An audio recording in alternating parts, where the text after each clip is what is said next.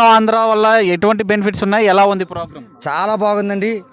గ్రామ స్థాయిలో ఎంతో మంది ఆటొచ్చి ఆనిముత్యాలు వెనకబడిపోతూ ఉంటారు. వారికి ముందు తీసుకెళ్లే భాగ్యం ఎవరికి కలగదు. కానీ గౌరవ ముఖ్యమంత్రి గారు ఆడతాం ఆంధ్ర ప్రోగ్రాం పెట్టిన తర్వాత మా గ్రామం నుంచి కూడా అనేక మంది ఆనిముత్యాలు బయటపడ్డారు.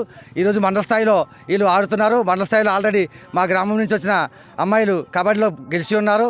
ఇలాంటి కార్యక్రమాలు ఇప్పటికొచ్చి చరిత్రలో ఏ ముఖ్యమంత్రి కూడా ఏ ప్రభుత్వం కూడా చేపట్టలేదు. ఇలాంటి ఆనిముత్యాలకు ఎంతోమందికి మంచి దారి చూపెట్టి వాళ్ళ మంచి భవిష్యత్తులో వాళ్ళకి ఉద్యోగాలు కూడా స్పోర్ట్స్ నుంచి వచ్చే విధంగా ఆయన ఈ కార్యక్రమాన్ని స్టార్ట్ చేశారు. కానీ చాలా ఎంతోమంది పిల్లలు ఉల్లాసంగా ఉత్సాహంగా ఈ ప్రోగ్రాంలో పాల్గొంటున్నారు.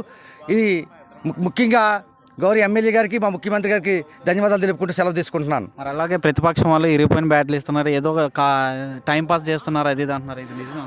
ఇరిగిపోయిన బ్యాట్లు అంటే సార్ ఒక బ్యాట్ని తయారు చేసేటప్పుడు అందరూ ఒకేలాగా తయారు చేస్తారు.